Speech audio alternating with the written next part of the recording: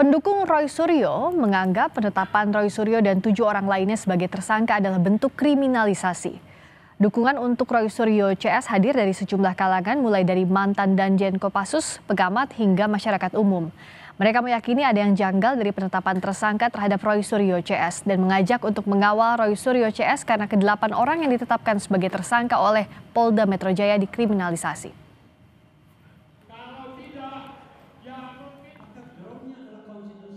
Mari kita bersuara, mari kita bersatu untuk menjaga, melindungi teman kita yang hari ini kita yakini 8 orang teman kita itu dikriminalisasi.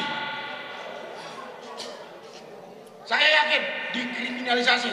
Yang namanya dikriminalisasi ini yang bersangkutan tidak melakukan tindak kriminal, tapi dituduh melakukan tindak kriminal. Itu kan kriminalisasi. Nah, saya berharap sekali lagi Presiden Prabowo mendengarkan hal ini. Waketum Joman Andi Azwan menilai ada penggiringan opini mengenai kriminalisasi yang disampaikan oleh pendukung Roy Suryo CS atas penetapan status tersangka 8 orang penuding ijazah palsu Jokowi. Andi menilai status tersangka yang ditetapkan Polda Metro Jaya terhadap 8 orang penuding ijazah palsu Jokowi adalah tepat. Selain mengapresiasi Polda Metro Jaya, Andi berharap 8 orang yang telah ditetapkan sebagai tersangka dapat segera ditahan. Bahwasanya banyak sekali penggiringan opini-opini yang ditujukan kepada Polda Metro Jaya, yaitu penggiringan opini mengenai kriminalisasi. Setiap ada kegiatan yang dilakukan oleh mereka, kita tidak pernah mengatakan adalah kriminalisasi. Dan fitnah maupun hoax yang dilimpahkan oleh mereka, mereka selalu mengatakan bahwa ini adalah ilmu pengetahuan. Semoga pada tanggal 13 nanti, pada hari Kamis, akan ada penahanan kepada mereka, sehingga tidak ada lagi penggiringan opini publik. Tersangka kasus pencemaran nama baik dugaan ijazah palsu Jokowi, Roy Suryo, menyinggung terpidana Sylvester Matutina yang tidak juga ditangkap hingga hari ini.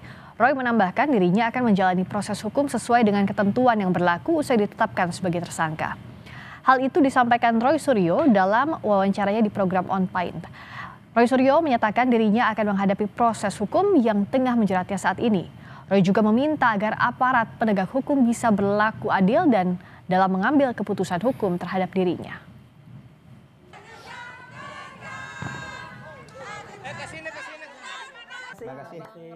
Nggak apa-apa. Dari terlapor tersangka.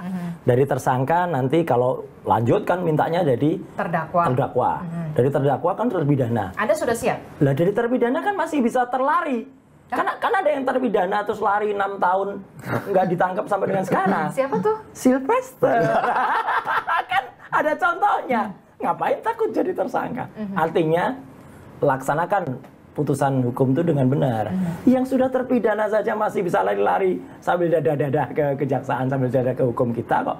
Kalau orang yang baru tersangka aja udah pada ribut gitu kan. Ya udah ya hadapi dong. Oke, jadi Anda siap menghadapi proses hukum yang memang sudah berjalan dan saat ini Anda silakan hukum berjalan asal memang benar-benar itu tajam juga ke atas, tidak hanya tajam ke bawah dan dilaksanakan proper sesuai dengan apa yang diatur di perundang-undangannya.